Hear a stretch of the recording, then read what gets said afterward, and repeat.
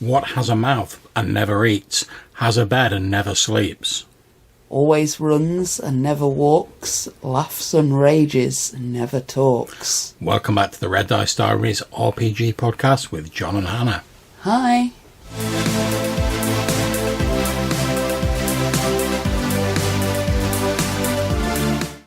Okay, so if you guessed river to the riddle just before the intro music, then you are absolutely correct.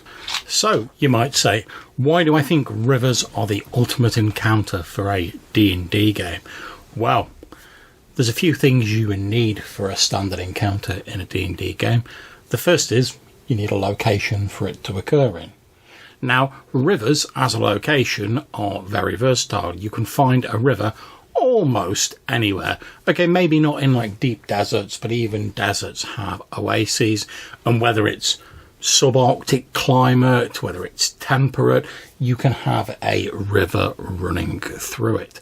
And the advantage of a river is that it provides you with a good deal of both visual and non-visual information, so cues that you can relate to your players. And most of us have seen some sort of river or stream or a body of water, so we have a frame of reference to go on.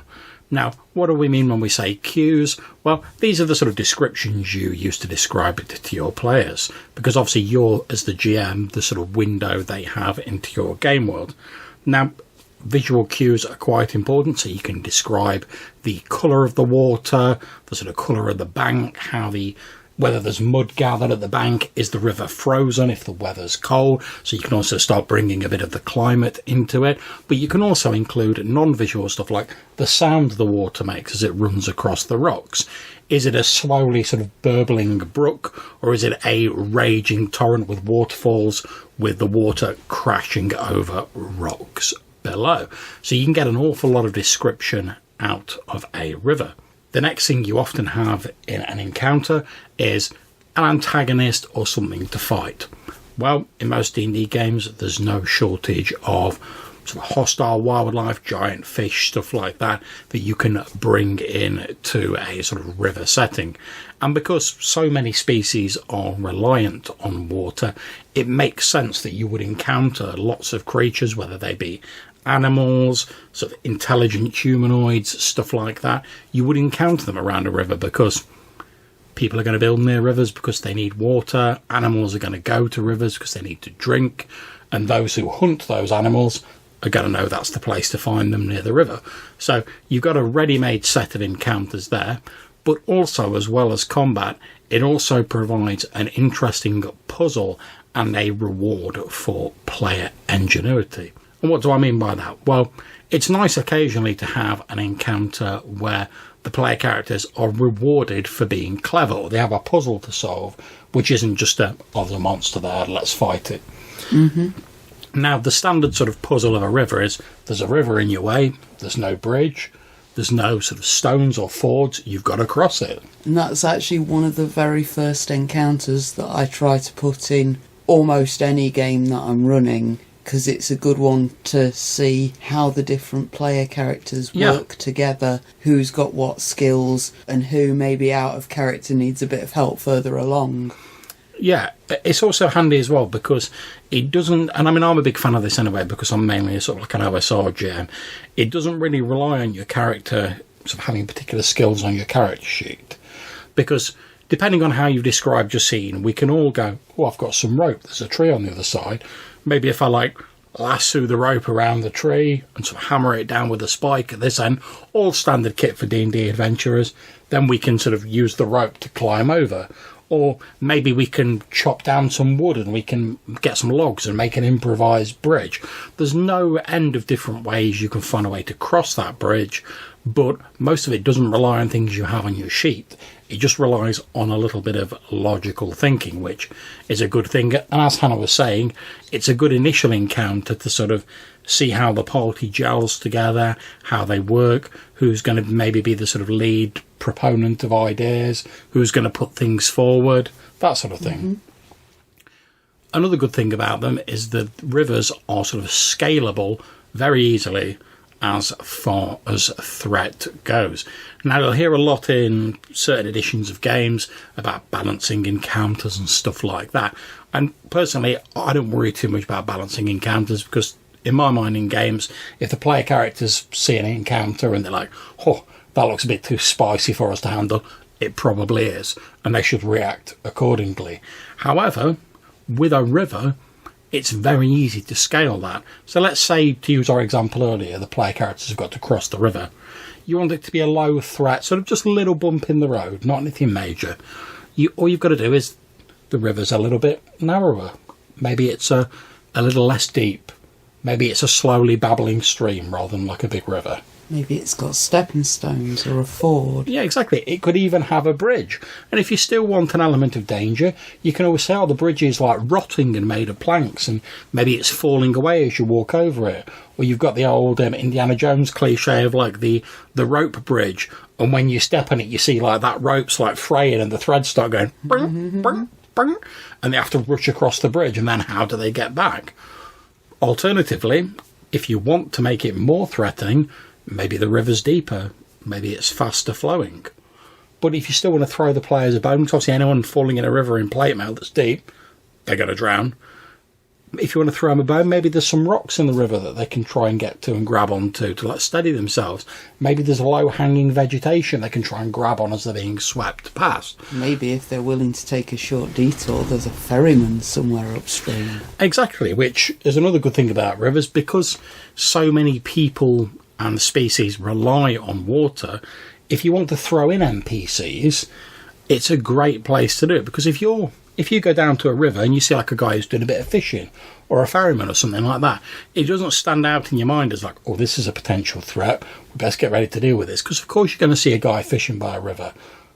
That's where people fish, rivers, oceans, etc. And boats moving down a river give you an opportunity for commerce. You can meet traders. So all those old sort of D&D random encounter tables where like occasionally you'll get an encounter where like it doesn't make a lot of sense, like you'll be moseying through a dungeon and all of a sudden it goes, you roll a dice and it goes, well, you come across a merchant. And you're like, what? They're like 600 feet down in like the Underdark, like in a mushroom cave, like what's going on? And obviously if you're a practiced GM, you can sort of finesse that. You can go, oh, maybe the trader's like a Durgar trader or something like that, or maybe it's someone who sells mushrooms or whatever. Of course you can work it around, but it's very easy to use almost any encounter table in connection with a river by saying that, like, oh, if it's an intelligent species, they've come to collect water from the river. If it's a sort of a prey animal, for want of a better term, they've come to drink at the river. If it's a predator, they've either come to drink or they've come to eat the prey animals that are drinking at the river. If it's an NPC, like a merchant, maybe they're travelling down the river, moving trade goods, and maybe they've stopped to water their horses. If it's adventurers, maybe they're doing exactly the same as the PCs, or maybe they've stopped up to refresh their water.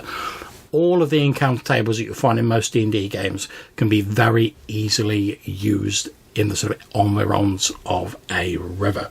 And a river is also a place where people settle. Yes, of course. So cities grow around rivers. Yeah. So if you're doing an urban setting, it's another slightly different sort of part of your environment that you've got to consider. Yes, definitely. Because obviously the city guard have got to get over that river as well. So if you want to do something dodgy, maybe you could take advantage of the river in some way to throw them off. Yeah. Maybe there's something gribbly in the city river and you've got to go and deal with it, but then it's got all the sewers to retreat into as well. Yeah, I mean, as an OSR sort of GM, I'm particularly fond of sort of exploration-based games. I love my hex scrolls and stuff like that. And a big part of those is exploring the world that you're in. And before we had, like, sort of paved roads and sort of mass transit systems, rivers were one of the main ways that we used to get about, whether that would be barges, rafts, whatever. So if, as player characters, you're looking for a way to travel quickly, yeah, you could slog it through the jungles, the forests, whatever. You could try and get a cart, and then you have trouble over difficult terrain and stuff like that.